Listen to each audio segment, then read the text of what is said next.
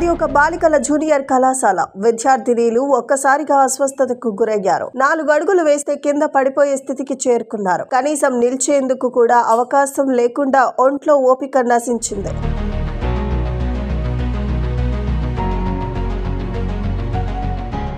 ఇంతకీ ఆ యువతులకు ఏం జరిగిందని ఆరా తీస్తే ఆ కళాశాల ప్రిన్సిపల్ వేలం వెర్రి వెలుగులోకి వచ్చింది. విద్యార్థినీలను క్రమశిక్షణ పేరుతో దారుణంగా శిక్షించటమే కారణమని తెలిసింది. గత 3 రోజులుగా విద్యార్థినీలకు నాన్ స్టాప్ గా 100 నుంచి 200 గుంజీలు తీయిస్తున్నారట ఆ ప్రిన్సిపల్. దీంతో వారి ఒంట్లో ఓపిక నశించి తీవ్ర అస్వస్థతకు గురయ్యారు. విషయం తెలుసుకుని విద్యార్థినీలు తల్లిదండ్రులు కళాశాలకు చేరుకొని ప్రిన్సిపల్ తీరును ఎండగట్టారు. విద్యార్థులు క్రమశిక్షణ తప్పితే పనిష్మెంట్స్ ఇవ్వచ్చు, కానీ మరి ఇంత దారుణంగా ప్రాణాలు పోయేలా ఇస్తారా అంటూ ఆగ్రహాన్ని వ్యక్తం చేశారు. ఇంత దారుణమైన పనిష్మెంట్ ఇచ్చేందుకు ఆ ప్రిన్సిపల్ కు మనసు ఎలా వచ్చిందంటూ తీవ్ర అసహనాన్ని వ్యక్తం చేశారు. ఈ ఘటన ఆంధ్రప్రదేశ్ లోని అల్లూరు జిల్లా రంపచోడవరం ఏపీఆర్ బాలికల జూనియర్ కళాశాలలో చోటు చేసుకుంది.